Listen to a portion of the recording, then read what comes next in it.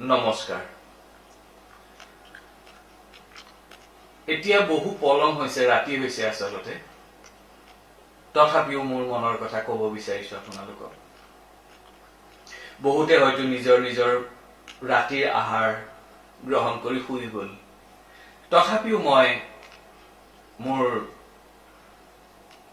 বন্ধুৰ সতে মিলি আপোনালোকক কিছুমান কথা জনাবলৈ কাৰণে চেষ্টা কৰি আছো। মই সৰুৰে পৰা এনেকুৱা কিয় নাজানো যে মই নিজৰ অকল ভাল হোৱাটো নিবিচাৰো, মোৰ লগত বহু মানুহৰ ভাল হোৱাটো বিচাৰো। সাধাৰণতে মানুহে কি বিচাৰে? নিজৰ ঘৰ হওক, নিজৰ গাড়ী হওক, নিজৰ বেংক বেলেন্স হওক। কিন্তু from my childhood I am aware of that when I am a successful person, there must be at least lack of personality with me to enjoy the success. আজি পৰা বহুদিন আগৰ কথা, এটা হাঁহি উঠা কথা কওঁ।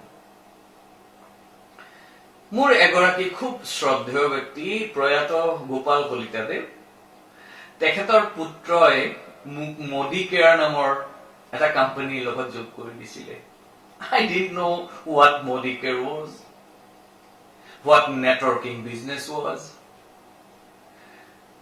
He said, I joined. 2,500 নে কিমান পইচা দিবলগীয়া আছিলে, পইচা দিলো আৰু এটা সুটকেছ দিছে, মানুহৰ ঘৰে ঘৰে বস্তু বিক্ৰী কৰিব লাগে। কিন্তু মই যিটো পৰিয়ালৰ পৰা বিলং কৰো, সেই বিলং কৰা পৰিয়ালটোত এনেকুৱা ধৰণৰ কাম কৰা কাৰো অভ্যাস নাছিল, আৰু ময়ো মোৰ পাৰ্চনেল ইগোৰ কাৰণে মই সেইটো কাম কৰিব নোৱাৰিলো। কিন্তু চাওকচোন, আজি নেটৱৰ্কিং বিজনেছ কৰি কিমান মানুহ সাকসেসফুল হৈছে। মই কিয় সাকসেসফুল হ'ব নোৱাৰিলো জানে? কাৰণ মোৰ ইগো আছিলে। I was with my big ego. That is why I got failure. মানুহে জীৱনত আগুৱাই যাবৰ কাৰণে নিজক ডাউন টু আৰ্থ কৰিবই লাগিব। যদি আমি নিজক ডাউন টু আৰ্থ কৰিব নোৱাৰো, তেতিয়াহ'লে আমি ফেইলিয়াৰ হোৱাটো স্বাভাৱিক। গতিকে সেই ব্যক্তিজনে মোক চেষ্টা কৰিছিল যে মই এটা ব্যৱসায়ত, নেটৱৰ্ক ব্যৱসায়ত নিজক সংলগ্ন কৰি মই সাকসেসফুল হম। No, I couldn't get success. I was not success.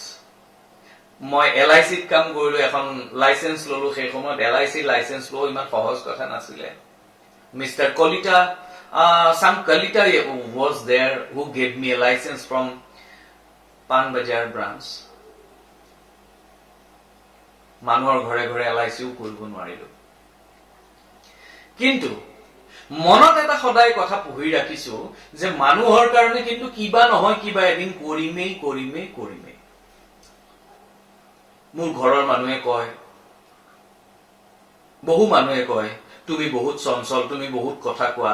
মই বহু মানুহকে প্ৰমিস কৰিছিলো, ইয়েস মই কথা কওঁ, আৰু মই কথা কৈয়েই ভাত খাম। এদিন নহয় এদিন মই সফল বক্তা হিচাপে নিজক ৱৰ্ল্ডত এষ্টাব্লিছ কৰিমেই, এনেকে মোৰ মনত এটা ভাৱ আহিছিল। তাৰ পিছত কিন্তু মই ভাৰতৰ বিভিন্ন জায়গাত, বিভিন্ন সময়ত, বিভিন্ন ভাষাত ভাষণ দিছো, আৰু মই সাকসেসফুলো হয়। But still today my ego is with me. মোৰ অহংকাৰ, আত্মগৌৰৱ আজিও মোৰ লগত আছে। কিন্তু আত্মগৌৰৱ, আত্মঅহংকাৰ থকালৈকে মানুহ সম্পূৰ্ণ সাকসেসফুল কেতিয়াও নহয়। কিন্তু সেলফ ৰেসপেক্ট থকাটো জৰুৰী, কিন্তু ইগো থকালৈকে কিন্তু কোনো সাকসেসফুল নহয়। মোৰ বন্ধুসকল, আপোনালোকে যদি সাকসেসফুল হ'ব খুজিছে, তেতিয়াহ'লে choose your friends very carefully. যদি এজন বন্ধু আপোনাৰ এনেকুৱা হয়, এজন লগৰীয়াও যদি আপোনাৰ এনেকুৱা হয় যে আপোনাৰ সাকসেসত আনন্দিত নহয়, তেতিয়াহ'লে আপোনাৰ জীৱন কিন্তু নৰকলৈ পৰিৱৰ্তিত হওঁতে বেছি সময় নালাগে। আপোনালোক বুদ্ধিমান, আপোনালোকে মোতকৈ বহুত জানে, আপোনালোকে মোতকৈ বহু বেছি অভিজ্ঞ, সেইকাৰণে মই আপোনালোকক কলো যে জীৱনৰ যিকোনো ক্ষেত্ৰতে কিন্তু কাম কৰিবলৈ আত্ম অহংকাৰ ত্যাগ কৰি আত্ম সন্মান ৰক্ষা কৰি আমি কাম কৰি যাব লাগিব। বহু বহু ধন্যবাদ।